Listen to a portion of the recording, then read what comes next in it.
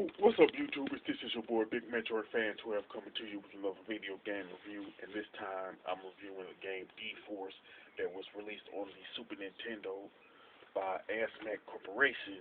And the plot of the game is that an Apache helicopter is on a mission to defeat an unnamed dictator.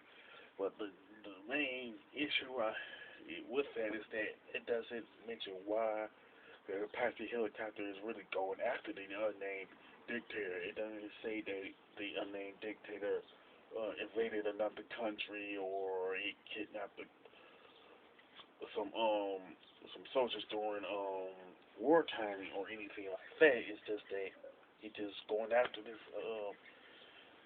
dictator and everything. Now the D-Force has pretty much seven stages that cover six countries. But the programmers made the unusual decision to have stages that don't resemble any country that anybody will recognize. This is specifically stages like two through seven and everything. Like for example, now when you go through the first stage, it pretty much has your average like enemies, you know what I'm saying, military planes, turrets, tanks, stuff like that. But once you beat that first stage, it don't have enemies that's consistent with military vehicles or anything like that. For example, the second stage, you're fighting dinosaurs. It could be triceratops or flying dinosaurs and stuff like that. Then there's the fourth stage where you're in some um temple, some old, so pretty much an ancient temple where you fight mythological creatures. So why do they why were dinosaurs and mythological creatures were included? I don't know. It seemed like an odd choice considering that an Apache helicopter is going after a unnamed dictator and stuff like that. You know what I'm saying? Of course, D-Force has power-ups that you can get throughout the course of the game and stuff like that. But one thing that separates D-Force from other shoot 'em ups, whether it's vertical or horizontal shoot 'em ups, is that when you get a game over and you pretty much start over, you pretty much keep some of your power ups that you got, you know what I'm saying? And you build up on that and everything. So that was pretty much the best thing about D-Force in my opinion, you know what I'm saying? And the D-Force also has four modes, you know what I'm saying? You can have start, aim, shooting mode, exploration mode, and options. But one thing about the first mode, exploration mode, and shoot mode, there is no major differences out of those three, outside the fact that the exploration mode pretty much starts you off at the second stage and everything. So they should have put more effort into to have something different in each mode. You know what I'm saying? Like the start game is the main mode where the other two modes have you doing something entirely different from that. You know what I'm saying? Plus the now with the options, of course, you can change how many lives you want between 1 and 9. If you pick one life, that means you're really a hardcore gamer, especially if you pick the hard difficulty, which leads to the difficulty setting, which is easy, normal, and hard. But if, like I said, if you combine the hard mode with one life, that means you was a serious hardcore gamer in this regard. You know what I'm saying?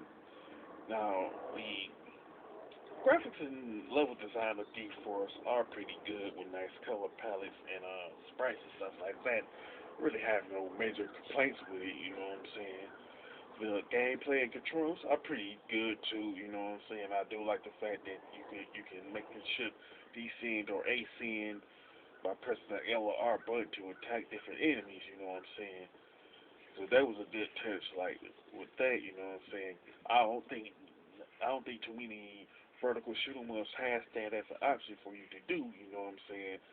And plus, I do like the fact that you can keep some of your power ups after you start over. You know what I'm saying? That was a nice touch, and it should have been a particular standard for shoot 'em ups, but I don't know why other developers and publishers didn't catch on to that. You know what I'm saying? Now, the soundtrack is pretty good. You know what I'm saying? From overall standpoint, it's probably the best part of D-Force in my opinion, but the programmers decided to include the Russian national anthem and the French national anthem. I don't know why they did that, especially since there's no indication that the pilot is either French or Russian, you know what I'm saying? So, who knows why they did that, you know what I'm saying? Another thing I don't get is the fact that why the programmers included dinosaurs and mythological creatures in that when you look at the plot, the helicopter is going after a dictator, you know what I'm saying? And the fact that the stages don't look like any country that anybody would recognize, that like something that I mentioned earlier. I guess my overall point is that the enemies and the level design should be consistent with the plot of the game. You know what I'm saying? And to be truthful, D-Force is a pretty decent shoot 'em up game. Just even though it has a lot of even though some unusual decisions were made and everything. You know what I'm saying? I would honestly recommend it to anybody who is like a retro shooter, those who are fans of the shoot 'em up genre and stuff like that, plus YouTubers who do let's plays on their channel and stuff. Now, as far as the score, I definitely give it a 7 out of 10.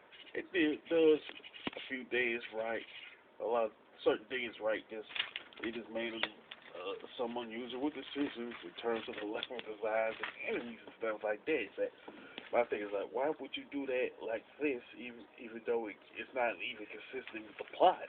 You know. Now, with that being said, if you like D-Force, you can mention it in the comment section. If you think it's one of the best shoot 'em ups on the Super Nintendo, you can also mention that in the comment section. If you like my review of D-Force, don't hesitate to click the thumbs up button and don't forget to subscribe. This is your boy Big Metro Fan 12 signing off.